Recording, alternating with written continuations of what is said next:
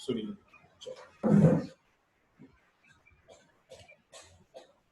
Question number 9 में हमें बनाना था पार्टनर्स कैपिटल अकाउंट।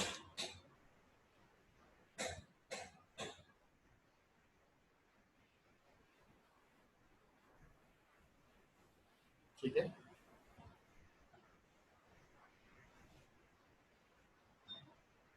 दो पार्टनर थे हमारे, ए और बी।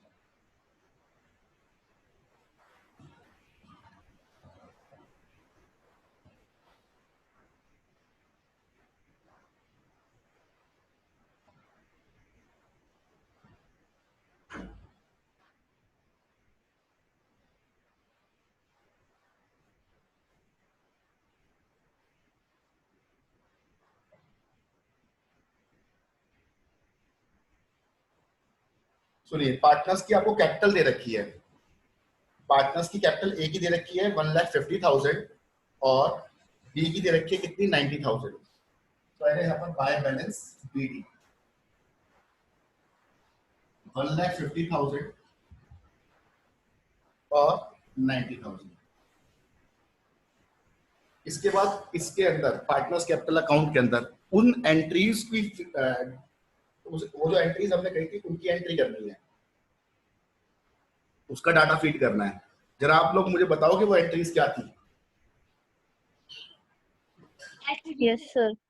सर गुडविल की जो एंट्री हुई थी वो हुई थी B's capital account debit to A's capital account. कितने रुपए से? सर 9,000। अच्छा, और प्रॉफिट की क्या एंट्री हुई थी? सर प्रॉफिट की एंट्री हुई थी A's capital account debit to B's capital account 6,000 से। ठीक है, अब देखिए इन एंट्रीज को हम पार्टनर्स कैपिटल अकाउंट में रिकॉर्ड कैसे करते हैं। ये जो दोनों एंट्रीज हैं इनको हम पार्टनर्स के कैपिटल अकाउंट में रिकॉर्ड कैसे करेंगे, ये देखिए ध्यान से। यहाँ पर कौन डेबिट हो रखा है? सर बी डेबिट हो रहा है, तो बी के डेबिट साइड में लिखोगे कितने रुपए? 9,000 रुपए। लेकिन नाम कौन सा आएगा? Opposite to A's capital account. Sir ledger की तरफ पोस्ट होगा इसमें। बिल्कुल एग्जैक्टली, ठीक है। और यहाँ पर एक क्रेडिट है तो एक क्रेडिट साइड में कितने? 9,000। नाम कौन सा? Opposite by to by B. ठीक है, उसके बाद इस वाली एंट्री को कैसे करेंगे? ए डेबिट है तो ए के डेबिट में लिखेंगे कितना? 6,000 टू बीज कैपिटल अकाउंट के नाम से। टू बीज कैपिटल अकाउंट के नाम से। और बी क्रेडिट है तो इसके क्रेडिट साइड में लिखेंगे कितना? 6,000 बाय एज कैपिटल के नाम से। ठीक है, बात समझ में आई आपको? एंट्री डालनी आई, ये कैसे डालते हैं इसमें एंट्री? हाँ जी सर। Yes sir. किसी को दिक्कत है? क्वेश्चन नंबर कौन सा है? ये क्वेश्चन नंबर 9 है जिसमें हमने एंट्रीज कर ली थी लास्ट क्लास के अंदर, लेकिन उसके पार्टनर्स कैपिटल अकाउंट रह गए थे। ठीक है, कल मैं पढ़ा नहीं पाया था क्योंकि कॉपी चेक करने गया हुआ था। आज भी वहीं पे गया था लेकिन आज अभी आ गया जल्दी थोड़ा। ठीक है, 1.5 लाख और 9,000 कितना हो गया? 1,59,000। 90,000 प्लस 6,000 96,000। 1,59,000 में से 6 माइनस करेंगे तो कितना आएगा? 1,53,000। ये बैलेंस बचा, इसको बोलेंगे closing balance, to balance CD. फिर 96,000 माइनस 9,000 87,000। ठीक है, लीजिए ये बन गया इसका पार्टनर्स कैपिटल अकाउंट। इधर का टोटल करा वही करते थे लेजर में करते हैं ना, जिधर का टोटल ज्यादा होता है उसके टोटल में से कम वाले टोटल को माइनस करते हैं तो क्या निकल के आता है? बैलेंस निकल के आता है। ठीक है,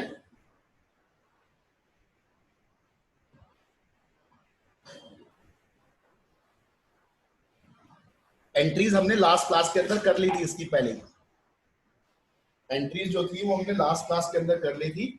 इसमें पार्टनर्स कैपिटल अकाउंट बनाना रह गया था, वो मैंने बनवाया है। ठीक है, पार्टनर्स के ओपनिंग बैलेंस आपको क्वेश्चन में गिवन है 1.5 लाख और 90,000। उसके बाद ये जो दो एंट्री हमने करी थी, एक गुडविल की एंट्री करी थी और एक प्रॉफिट की एंट्री करी थी, इसकी सिर्फ पोस्टिंग करी है मैंने इसके अंदर, लेजर के अंदर। तो पोस्टिंग करी है वो मैंने अभी आपको सिखाई है कैसे करनी है। बी डेबिट हो रहा है तो बी के डेबिट साइड में 6000 रुपए, एक क्रेडिट हो रहा है, सॉरी 9000 रुपए,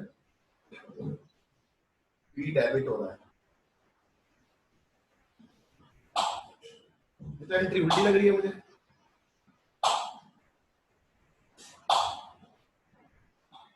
ठीक है बी डेबिट हो रहा है, बी के 9000 रुपए और एक क्रेडिट हो रहा है, तो ये के 9000 रुपए क्रेडिट साइड में। ऐसे ए डेबिट हो रहा है, उसके डेबिट में 6000 रुपए और बी क्रेडिट हो रहा है तो बी के 6000 रुपए। ठीक है, क्लियर है? कोई डाउट हो तो बता दो। नो, समझ गए सर। ठीक है, आओ नए कॉन्सेप्ट पे चलते हैं। ठीक है, नए कॉन्सेप्ट पे चलते हैं, सुनिए।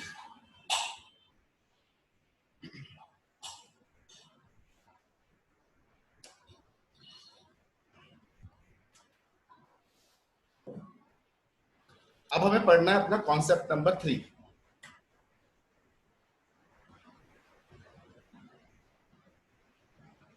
Concept number 3,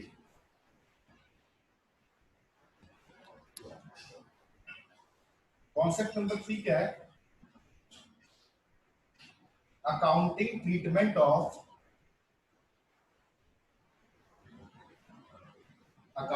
treatment of accumulated profits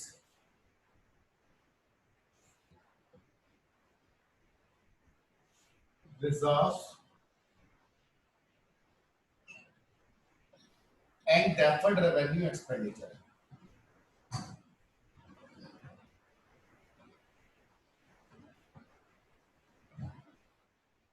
ये आपका थर्ड कॉन्सेप्ट, ठीक है? ये आपका कौन सा कॉन्सेप्ट है? थर्ड कॉन्सेप्ट है।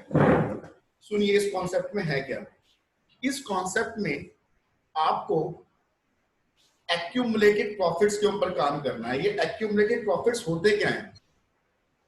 एक्यूमुलेटेड प्रॉफिट्स होते हैं बेटा वो प्रॉफिट्स या वो लॉसेस जो हमारे पुराने कमाए हुए हैं, जो हमने पहले कमाए हुए हैं, जो मतलब पिछले सालों में हमने लगातार प्रॉफिट्स कमाए, उनको अगर हम एक साथ जोड़ दें तो उसको बोलते हैं हम एक्यूमुलेटेड प्रॉफिट। क्या बोलते हैं?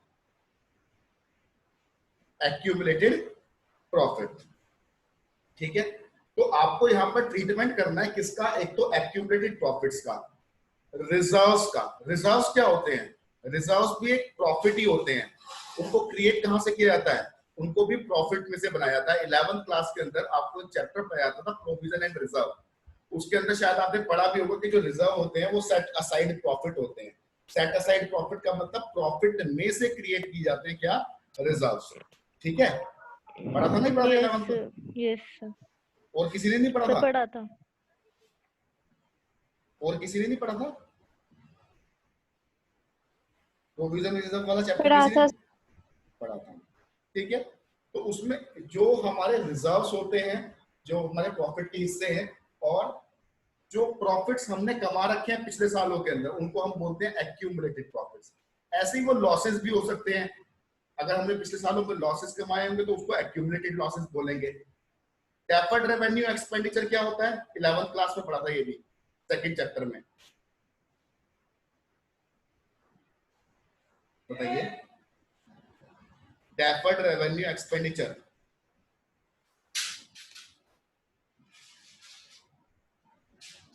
डेफर्ड रेवेन्यू एक्सपेंडिचर याद नहीं है आपको? 11th क्लास में पढ़ा था। ऐसे खर्चे जिनको हम एक्सपेंस तो एक बार कर देते हैं लेकिन उसका यूटिलाइजेशन एक साल से ज्यादा में लेते हैं, जैसे एडवर्टाइजमेंट एक्सपेंडिचर। 11th क्लास के अंदर आपको पढ़ाया जाता था बेटा 3 तरह के खर्चे होते हैं, एक रिवेन्यू एक्सपेंडिचर होते हैं, एक कैपिटल एक्सपेंडिचर होते हैं और एक डेफर्ड रेवेन्यू एक्सपेंडिचर होते हैं। ठीक है, रिवेन्यू एक्सपेंडिचर के अंदर आपको बताया जाता था ऐसे खर्चे जिनको हम एक साल के अंदर कंज्यूम कर लेते हैं, जिनका यूज हम एक साल के अंदर अंदर ले लेते हैं। कैपिटल एक्सपेंडिचर आपको बताया जाता था ऐसे खर्चे जो हम किसके ऊपर करते हैं? अपनी एसेट्स को क्रिएट करने के लिए करते हैं, जिनका यूटिलाइजेशन हम एक साल से ज्यादा के लिए करते हैं।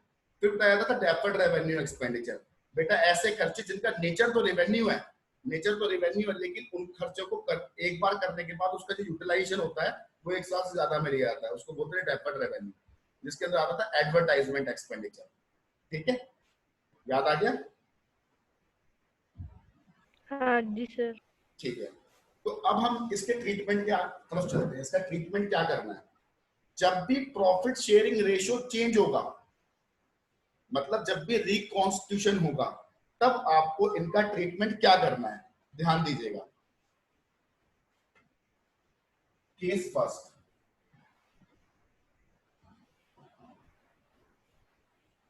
अगर क्वेश्चन साइलेंट है, when question is silent,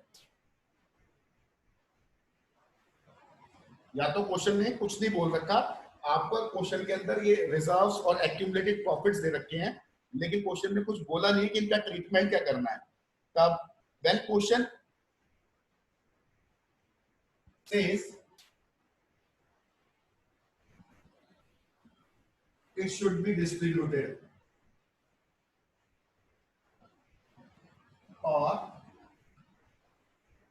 written off, अगर क्वेश्चन कहे कि इनको बांट दो या फिर इनको खत्म कर दो बुक से, ठीक है, अगर ऐसी बात कहे तब भी आपको क्या ट्रीटमेंट करना है, यही वाला ट्रीटमेंट करना पड़ेगा जो हम बताएंगे। व्हेन, तीसरा क्या कह सकता है, question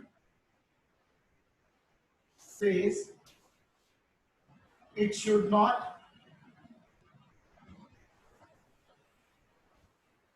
carry in the books after reconstitution, after reconstitution. ठीक है, ध्यान से सुनिएगा, क्वेश्चन क्या कह रहा है। या तो क्वेश्चन आपका साइलेंट है, साइलेंट का मतलब मैंने आपको क्या बताया, क्वेश्चन साइलेंट होने का मतलब है कि क्वेश्चन के अंदर ये एक्यूमुलेटेड प्रॉफिट रिजर्व्स वगैरह तो दे रखी हैं, लेकिन क्वेश्चन ने उनके ट्रीटमेंट के बारे में कोई डिस्कशन नहीं कर रखा क्वेश्चन के अंदर। अभी आपके सामने क्वेश्चंस आएंगे तो आपको ये चीज समझ में भी आने लग जाएगी, ये लैंग्वेज कैसे आती है। या वो क्वेश्चन कहता है इनको बांट दो, जब प्रॉफिट शेयरिंग रेशियो चेंज हुआ पार्टनर्स का, इनको बांट दो, इनको खत्म कर दो, इनको राइट ऑफ कर दो बुक से, इनको हटा दो किताबों से। या क्वेश्चन क्या कहे कि हमें रिकॉन्स्टिट्यूशन के बाद इसको कैरी ऑन नहीं करना। कैरी ऑन का मतलब क्या होता है कि इसको बुक्स में चलाना नहीं है, इसको बुक से हटाना है। तो इन तीनों बातों का मतलब एक ही निकल के आएगा आपके लिए। ठीक है, इन तीनों बातों का मतलब एक ही निकल के आएगा, बस आपको लैंग्वेज को ध्यान रखना है। ठीक है, अब इसमें देखिए ट्रीटमेंट क्या होंगे। ये है क्या? ये है concept number 3, accumulated profits, reserves और डेफर्ड रेवेन्यू एक्सपेंडिचर और लॉसेस का अकाउंटिंग ट्रीटमेंट। ठीक है, डेफर्ड रेवेन्यू एक्सपेंडिचर क्या होता है? तुम कहाँ थी अभी? मेरी छूट गई थी क्लास, अभी अभी आई हूँ वापस। डेफर्ड रेवेन्यू एक्सपेंडिचर ऐसे खर्चे होते हैं जिनका नेचर तो रेवेन्यू होता है, लेकिन उनका यूटिलाइजेशन एक साल से ज्यादा में किया जाता है। जैसे कि एडवर्टाइजमेंट एक्सपेंडिचर, आपने एडवर्टाइजमेंट देखा टीवी पे? ऐसा तो नहीं है कि एक साल आएगा एडवर्टाइजमेंट फिर खत्म हो जाएगा फिर नहीं आएगा। देखते हो ना, रेगुलर चलता रहता है खर्चा वो एडवर्टाइजमेंट। तो एडवर्टाइजमेंट जो बनाने पे खर्चा किया गया है वो तो एक बार में करा गया है ना, लेकिन उसका यूटिलाइजेशन कितना ले रहे हैं, एक साल से ज्यादा में ले रहे हैं, तो उसको बोलते हैं डेफर्ड रेवेन्यू एक्सपेंडिचर। ठीक है, ओके। संतूर का एक्ट देखा, पता कितने सालों से चलता आ रहा है? हाँ हाँ। आज तक खत्म नहीं हुआ वो। ठीक है, और रिजर्व्स किसको बोलते हैं? जो हमने पहले कुछ रिजर्व्स क्रिएट करे होते हैं प्रॉफिट में से, उनको रिजर्व बोलते हैं। अपने 11th क्लास में प्रोविजन रिजर्व पढ़ा था। और एक्यूमुलेटेड हाँ वो प्रॉफिट पता है। पिछले सालों के प्रॉफिट्स को। ठीक है, तो अब हम इससे पहले बात करेंगे किसकी? पहले हम आपसे बात करेंगे इसमें एक्यूमुलेटेड प्रॉफिट की एंड रिजर्व्स की। इनका क्या ट्रीटमेंट करोगे? एक्यूमुलेटेड प्रॉफिट्स की और रिजर्व्स का क्या ट्रीटमेंट फॉलो करोगे, बताओ। अच्छा आप बताओ मुझे, अगर आप प्रॉफिट और रिजर्व्स पार्टनर्स को बांटोगे, डिस्ट्रीब्यूट करोगे, तो उससे पार्टनर्स की कैपिटल इंक्रीज होगी या डिक्रीज होगी? इंक्रीज। इंक्रीज यस होगी। सर, इंक्रीज होगी। और कैपिटल जब भी इंक्रीज होती है तो डेबिट होती है क्रेडिट होती है? क्रेडिट। तो Credit क्रेडिट, बिल्कुल ठीक है, क्रेडिट होती है। तो इसका मतलब जब हम इसको डिस्ट्रीब्यूट करेंगे पार्टनर्स को, तो पार्टनर्स को होंगे क्रेडिट। तो डेबिट क्या होगा बेटा? डेबिट होगा profit and loss account debit, और रिजर्व्स अकाउंट डेबिट,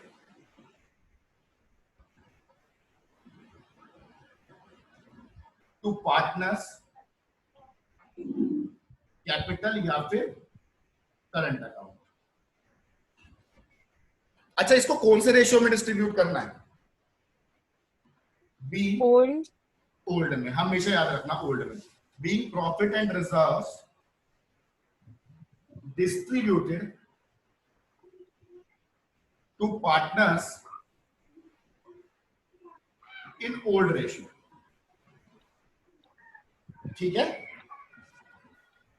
हो सकता है किसी Sir? क्वेश्चन, हाँ जी बोलो। ये जो प्रॉफिट एंड लॉस डेबिट इसलिए तो हुआ है क्योंकि ये फर्म के लिए तो एक खर्चा ही है। खर्चा नहीं है, जब प्रॉफिट हमारे पास होता है तो वो उसका बैलेंस होता है क्रेडिट बैलेंस, लेकिन जब हम किसी हाँ को जी। बांट देंगे, अपनी बुक से खत्म कर देंगे, तो वो क्या हो जाएगा? डेबिट। ठीक है, प्रॉफिट जो होता है उसका बैलेंस क्रेडिट बैलेंस होता है। ठीक है, ठीक है सर। तो जब हम इसको बांट देंगे किसी को, तो डेबिट होकर खत्म हो जाएगा। ठीक है, बुक से खत्म कर ठीक देंगे। है सर। अब मेरी बात सुनो, ठीक है सर। किसी भी क्वेश्चन के अंदर ये दोनों भी हो सकते हैं। हो सकता है तो रिजर्व भी हो, सिर्फ हो सकता है सिर्फ प्रॉफिट एंड लॉस हो। अब आपको इनको पहचानना कैसे है? देखो, अगर रिजर्व होगा तो वो क्लियरली लिखा होगा रिजर्व के नाम से, जैसे कि जनरल रिजर्व के नाम से लिखा होगा, कंटिजेंसी रिजर्व के नाम से लिखा होगा, ऐसे अलग अलग नामों से रिजर्व के नाम क्लियरली लिखा होगा। ठीक है, अब प्रॉफिट एंड लॉस को कैसे पहचानोगे? प्रॉफिट एंड लॉस, अगर क्वेश्चन में बैलेंस शीट गिवन है, ध्यान दीजिएगा, अगर क्वेश्चन में बैलेंस शीट गिवन है तो ये प्रॉफिट और रिजर्व आपको कौन सी साइड में दिखाई देंगे? एसेट साइड में या लायबिलिटी साइड में? एसेट। हाँ जी, एसेट में कैसे आ जाएंगे? आपको पता है कि जो रिजर्व्स और प्रॉफिट्स होते हैं कहां पर दिखाई देते हैं? लायबिलिटी साइड में दिखाई देते हैं, कैपिटल के नीचे। तो जब भी अगर बैलेंस शीट दी होगी तो प्रॉफिट और रिजर्व होंगे, तो वो आपको कहां पर दिखाई देंगे? हमेशा लायबिलिटी साइड में दिखाई देंगे। ठीक है, क्लियर है? कहां पर शो होंगे ये? लायबिलिटी साइड में। अगर बैलेंस शीट क्वेश्चन में गिवन है तो ये दोनों आपको लायबिलिटी साइड में कैपिटल के बाद लिखे हुए मिलेंगे। इतनी बात क्लियर है? Yes sir. और अगर क्वेश्चन में बैलेंस शीट गिवन नहीं है तो रिजर्व तो क्लियरली लिखा होगा, बिल्कुल, जनरल रिजर्व, कंटीजेंसी रिजर्व, कुछ भी जो भी होगा रिजर्व के नाम से लिखा हुआ होगा। लेकिन प्रॉफिट एंड लॉस को पहचानने का तरीका क्या होता है? सुन लो ध्यान से। अगर प्रॉफिट एंड लॉस सिर्फ लिखा हुआ है, इसका मतलब प्रॉफिट होता है। अगर सिर्फ profit and loss word use कर रखा है, अगर लिख रखा है profit and loss credit balance, इसका मतलब भी प्रॉफिट होता है। प्रॉफिट एंड लॉस का क्रेडिट बैलेंस, इसका मतलब भी क्या होता है? प्रॉफिट होता है। इसके बाद अगर लिख रखा है profit and loss debit balance, इसका मतलब होता है लॉस। इसका मतलब क्या होता है? लॉस। क्लियर है? अगर सिर्फ प्रॉफिट एंड लॉस लिखा है उसका मतलब भी प्रॉफिट। अगर प्रॉफिट एंड लॉस का क्रेडिट बैलेंस लिखा है तो भी प्रॉफिट। अगर प्रॉफिट एंड लॉस का डेबिट बैलेंस लिखा है तो क्या कहलाएगा? वो लॉस कहलाएगा। क्या कहलाएगा? लॉस। क्लियर है इतनी बात? जी सर। आइए सेकंड एंट्री उतारते हैं इसमें।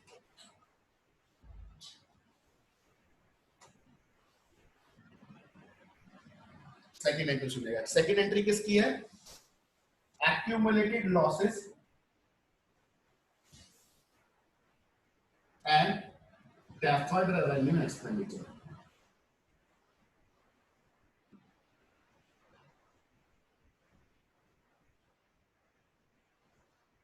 ठीक है, अब मुझे बताओ, अगर आप पार्टनर्स को लॉस या कोई खर्चा बांटोगे, उससे पार्टनर्स की कैपिटल इंक्रीज होगी या डिक्रीज होगी? डिक्रीज। तो डिक्रीज। और कैपिटल डिक्रीज होगी तो क्या होगी? डेबिट होगी या क्रेडिट होगी? डेबिट। डेबिट, बिल्कुल डेबिट होगी साहब। ठीक है, तो इसको लिखेंगे partners capital oblique current account debit to profit and loss account और to deferred revenue expenditure account.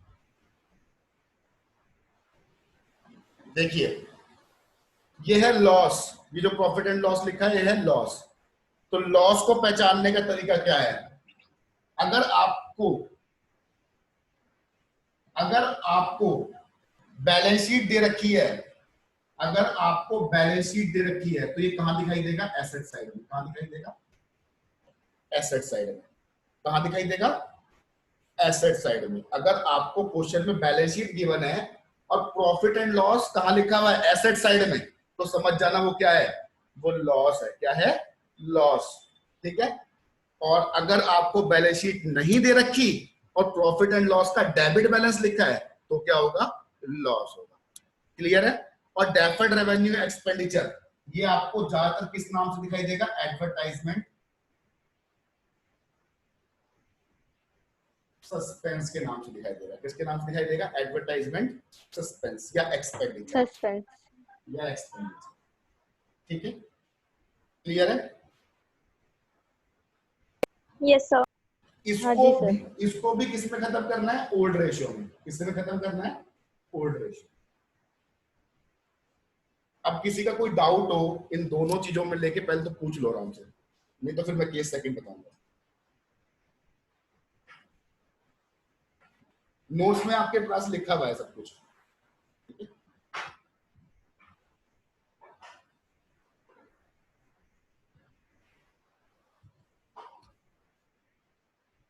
कोई डाउट है किसी को? आगे चलूं? इतनी बात समझ में आ गई? क्लियर है। क्लियर है।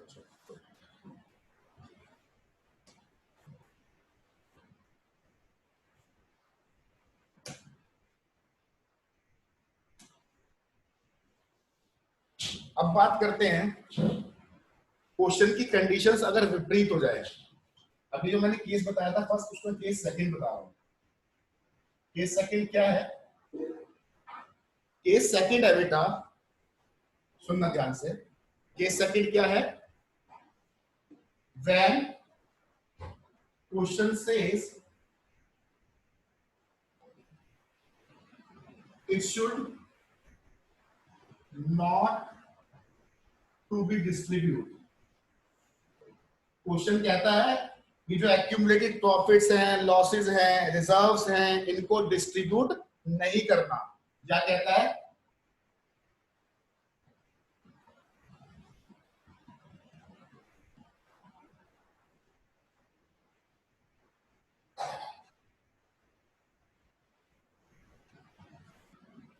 या क्वेश्चन क्या है? इनको क्या करना है? कैरी ऑन करना है। क्या करना है? कैरी ऑन करना है। ठीक है। या तो क्वेश्चन कहता है इनको डिस्ट्रीब्यूट नहीं करना, या क्वेश्चन कहता है इनको कैरी ऑन करना है। क्लियर है? कि मतलब एक तरीके से अगर हमारी ये बैलेंस शीट में है तो ये कंटिन्यू रहने चाहिए, इनको आप बांटोगे नहीं। लेकिन अगर बांटोगे नहीं तो ट्रीटमेंट तो करना पड़ेगा। तब पहली चीज, for accumulated profits and reserves, इनका ट्रीटमेंट कैसे करना होगा? बांटना तो है नहीं, तो आपको ये तो है नहीं कि इसको डेबिट करना और पार्टनर्स को बांट देना है, ऐसा तो करना नहीं। तो उस केस में हम जनरल एंट्री पास करते हैं, gaining partners capital oblique current account debit to sacrificing partner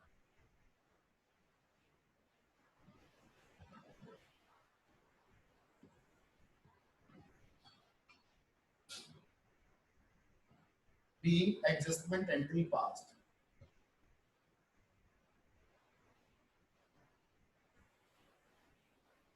sir कैसे करना है? आइए एक एग्जांपल के थ्रू समझते हैं। मान लीजिए किसी क्वेश्चन के अंदर आपको जनरल रिजर्व दे रखा है 50,000, ठीक है, और साथ में दे रखा है प्रॉफिट एंड लॉस का क्रेडिट बैलेंस। मान लीजिए कितने का? 30,000 का, ठीक है। हो सकता है ये दे रखा हो सिर्फ, हो सकता है ये दे रखा हो सकता है दोनों दे रखे हो, कुछ भी हो सकता है। तो आप क्या करिएगा, आपको पास ट्रीटमेंट किसका करना है, एक्यूमुलेटेड प्रॉफिट और रिजर्व्स का ट्रीटमेंट करना है। तो आप इन दोनों को क्या कर लीजिए, ऐड कर लीजिए। इन दोनों को ऐड करने के बाद कितना अमाउंट आएगा, 80,000, ठीक है, क्लियर है। हाँ जी सर। इसके बाद क्या करना है, इसको पहले न्यू रेशियो में डिस्ट्रीब्यूट करिए, फिर इसको ओल्ड रेशियो, पहले इसको ओल्ड रेशियो में डिस्ट्रीब्यूट कीजिए, फिर इसको न्यू रेशियो में डिस्ट्रीब्यूट कीजिए, जैसे गुडविल के लिए करते हैं। और फिर एंट्री बनाइए गेनिंग टू सैक्रिफाइसिंग पार्टनर। वो तो आप, मेरे को लगता है आप कर सकते हो, आपने गुडविल में एंट्री सीखी हो, हाँ जी ठीक है। वो जो गुडविल में एंट्री होती थी गेनिंग टू सैक्रिफाइसिंग पार्टनर, वही एंट्री करनी है, क्लियर है। जी सर। इसके बाद हम बात करते हैं किसकी, फॉर एक्यूमुलेटेड लॉसेस और डेफर्ड रेवेन्यू एक्सपेंडिचर। इसका ट्रीटमेंट क्या करना पड़ेगा, इसका ट्रीटमेंट होगा क्या, sacrificing partner capital oblique current account debit to gaining partner capital oblique current being adjustment entry passed।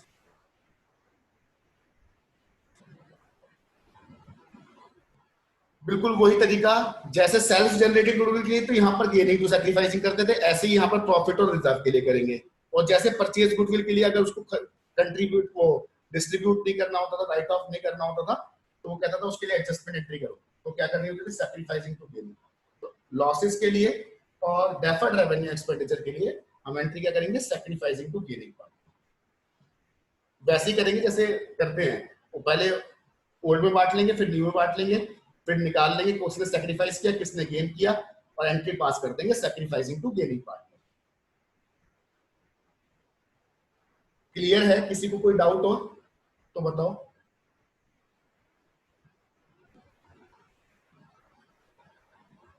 वैसे ट्रीटमेंट जो ज्यादातर फॉलो किया जाएगा इस चैप्टर में, तो खैर दोनों किए जाएंगे, दोनों केस, लेकिन आने वाले आगे वाले चैप्टरों के अंदर केस फर्स्ट सबसे ज्यादा जो डिस्ट्रीब्यूट करने वाला होता है वो ही सबसे ज्यादा क्या किया जाएगा, यूज किया जाएगा। एग्जाम में भी ज्यादातर उसी का क्वेश्चन आता है जिसमें डिस्ट्रीब्यूट करना होता है।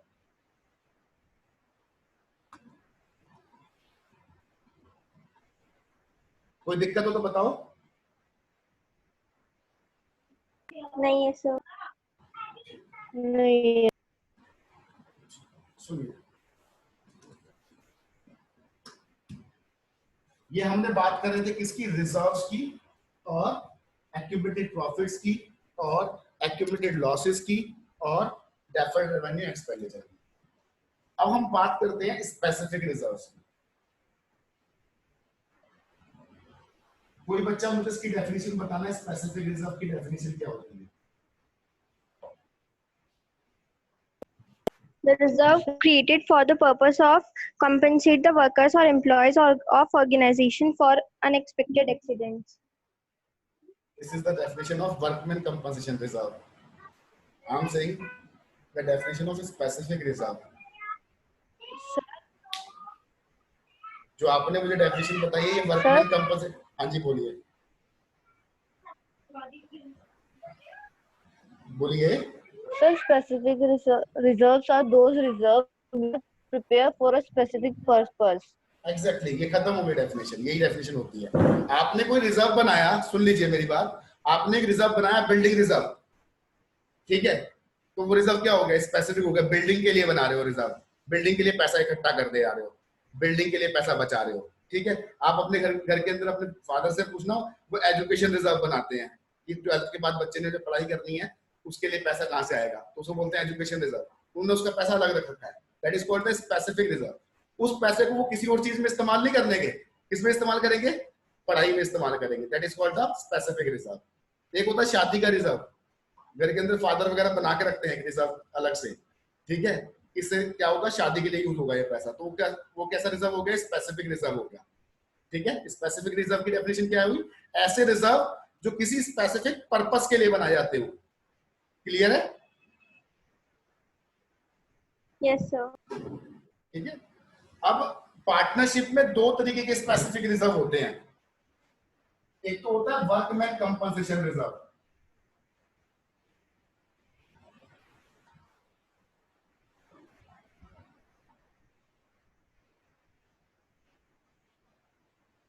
और दूसरा होता है इन्वेस्टमेंट फ्लक्चुएशन रिजर्व, जो आपके कोर्स में है।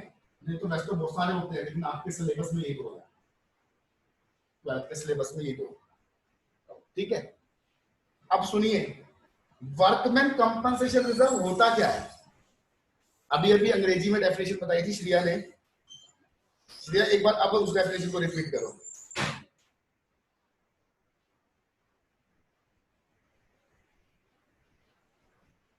Shriya, The reserve created for the purpose of compensate the workers or employees of organization for the unexpected accidents. ठीक है। हम वर्कमैन कंपनसेशन रिजर्व क्यों बनाते हैं? इसलिए बनाते हैं, इनका कहना है कि जितने भी वर्कर्स हमारे यहाँ पर काम कर रहे हैं, ठीक है, कभी भी उनके साथ कोई भी अनहोनी हो सकती है, कोई एक्सीडेंट हो सकता है उनके साथ, हमारे यहाँ पर काम करते करते कुछ भी प्रॉब्लम हो सकती है, तो उनको उस प्रॉब्लम में हमें कंपनसेट करना पड़ेगा। कंपनसेट करने का मतलब उनको पैसा देना पड़ेगा। ठीक है। जैसे अभी इंडिया के साथ एक अनहोनी हो गई कोविड-19 की, तो अभी अभी है ना, गवर्नमेंट ने वो 20 लाख करोड़ का वो निकाला है, वो लोन का जो प्रोसेस है कि 20 लाख का हम क्या दे रहे हैं, 20 लाख करोड़ का लोगों को राहत पैकेज दे रहे हैं। ठीक है। तो वो क्या है, कंपनसेशन है। उन्होंने अपने रिजर्व से वो पैसा निकाला है। ऐसे ही उन्होंने खाने वगैरह के लिए बांटा लोगों को, तो वो क्या था, कंपनसेट किया उन्होंने। क्या करा है, कंपनसेट। ऐसे ही ऑर्गेनाइजेशंस, पार्टनरशिप फर्म एक वर्कमैन कंपनसेशन रिजर्व बिल्ड करती है। किस लिए बनाती है? कि हमारे वर्कर्स जो हमारे यहाँ पर काम करते हैं, उनके साथ कोई ऐसी घटना ना घट जाए। अगर घटना घटती है तो उनको हम क्या कर सके, कंपनसेट कर सके। कभी कभी हो जाता है, आग लग जाती है, मर जाते हैं बेचारे कुछ वर्कर्स, कुचल जाते हैं, किसी का काम करते करते मशीन का कोई टुकड़ा गिर जाता है पैर पे, एक्सीडेंट हो जाता है, तो उस केस में हम उनको कंपनसेट करते हैं कि वो अपना इलाज करा सके। तो उसके लिए ऑर्गेनाइजेशन क्या बनाती है, रिजर्व्स बनाती है। उसको बोलते हैं हम वर्कमैन कंपनसेशन रिजर्व। समझ में आई बात? हाँ जी सर। दूसरा रिजर्व होता है इन्वेस्टमेंट फ्लक्चुएशन रिजर्व, जो पार्टनरशिप फर्म में आपके सिलेबस में स्पेसिफिक रिजर्व। इसी उसी ये एक्टिवेटेड प्रॉफिट रिजर्व वगैरह वाला ही पार्ट है। अभी रिजर्व का कॉन्सेप्ट नंबर 3 चल रहा है। इन्वेस्टमेंट फ्लक्चुएशन रिजर्व कौन सा रिजर्व होता है? सबसे पहले तो आप मुझे बताओ what is the meaning of investment, then I tell you what is the meaning of investment fluctuation reserve.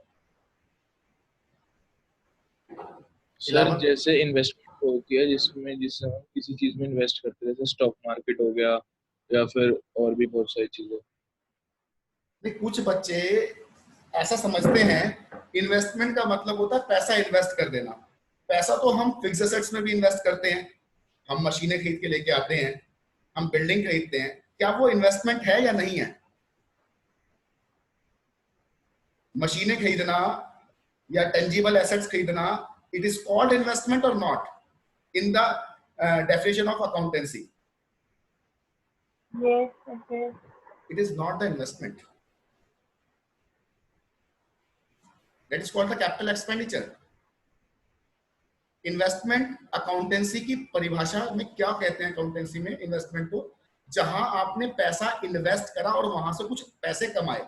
Investment को यहाँ पर बोला जाता है स्टॉक मार्केट में इन्वेस्ट करना, किसी ऑर्गेनाइजेशन के शेयर्स परचेज करना, किसी ऑर्गेनाइजेशन के डिबेंचर्स परचेज करना, ठीक है, किसी कंपनी के म्यूचुअल फंड्स में पैसा इन्वेस्ट करना, ठीक है, उसको ये बोलते हैं investment. That is called the investment.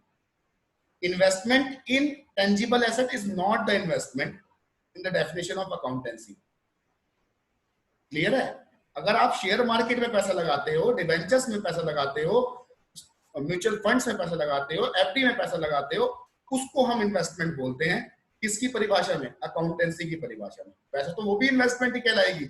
अगर आपको किसी को कहोगे मैंने प्रॉपर्टी में पैसा इन्वेस्ट कर दिया, ठीक है, वैसे तो वो इन्वेस्टमेंट ही है। लेकिन अगर अकाउंटेंसी की, फाइनेंशियल अकाउंटिंग की भाषा में देखें तो वो कैपिटल एक्सपेंडिचर कहलाता है, और इन्वेस्टमेंट कहलाती है किसी शेयर्स, बॉन्ड्स, डिबेंचर्स, इन सब में पैसा लगाने को हम बोलते हैं क्या? इन्वेस्टमेंट। ऑर्गेनाइजेशंस क्या करती हैं? जब ऑर्गेनाइजेशन के पास सरप्लस मनी होती है और अभी वो कहीं पे यूज नहीं हो रही होती, तो वो पैसा किसी ऑर्गेनाइजेशन के शेयर्स डिबेंचर्स में इन्वेस्ट कर देती है। किस लिए इन्वेस्ट करती है? जिससे कुछ उनको एक्स्ट्रा अर्निंग हो सके। क्या हो सके? Extra earning. ठीक है, इसको बोलते हैं इन्वेस्टमेंट। बात समझ में आई या नहीं आई? आ गई सर। ठीक है, तो ये दो तरीके के आपको यहाँ पर रिजर्व दिखाई देंगे। तो इनका ट्रीटमेंट कैसे कैसे करना है, तो मैं पहले बात करूंगा वर्कमैन कंपनसेशन रिजर्व। देखिए, एग्जाम्पल लेता रहूंगा, एग्जाम्पल के साथ साथ आपको समझाऊंगा। इसमें केसेस बनेंगे। केस फर्स्ट लेते हैं। पहला केस लेते हैं, when there is no claim। when there is no claim, इसका मतलब क्या है? इसका मतलब ये है कि सपोज दैट आपकी बुक्स में लिखा हुआ वर्कमैन कंपनसेशन रिजर्व कितना है आपका, मान लीजिए 10,000 रुपए है, सपोज दैट, मैंने एग्जांपल के तौर पर। ठीक है, वर्कमैन कंपनसेशन का क्लेम कितना है? 0। जिस दिन आपका प्रॉफिट शेयरिंग रेशियो चेंज हुआ उस दिन आपके पास रिजर्व कितना है? 10,000। लेकिन वर्कर्स का क्लेम कितना आया हुआ है? 0। तो अब मुझे ये बताओ, ये रिजर्व में से मुझे किसी को पैसे देने हैं क्या? क्या मुझे कोई क्लेम की भरपाई करनी है? नहीं सर। नहीं नहीं सर। करनी। तो अब मैं क्या करूं? ये रिजर्व मेरा फ्री रिजर्व बन गया। क्या रिजर्व बन गया? फ्री। इसको मैं क्या करूंगा? पार्टनर्स को डिस्ट्रीब्यूट कर दूंगा। क्या करूंगा? पार्टनर्स को डिस्ट्रीब्यूट। तो एंट्री करूंगा workman compensation reserve account debit to partners capital oblique current account. दोनों में से कुछ भी हो सकता है। कौन से रेशियो में डिस्ट्रीब्यूट करूंगा?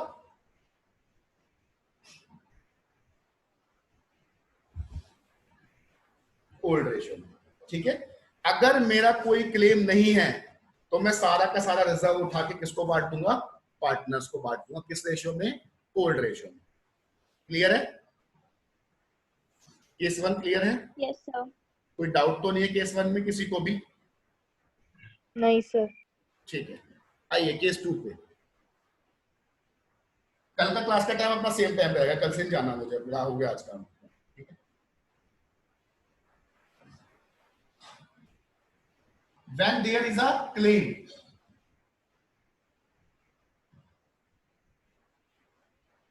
अब की बार क्या है? क्लेम है किस पे? रिजर्व।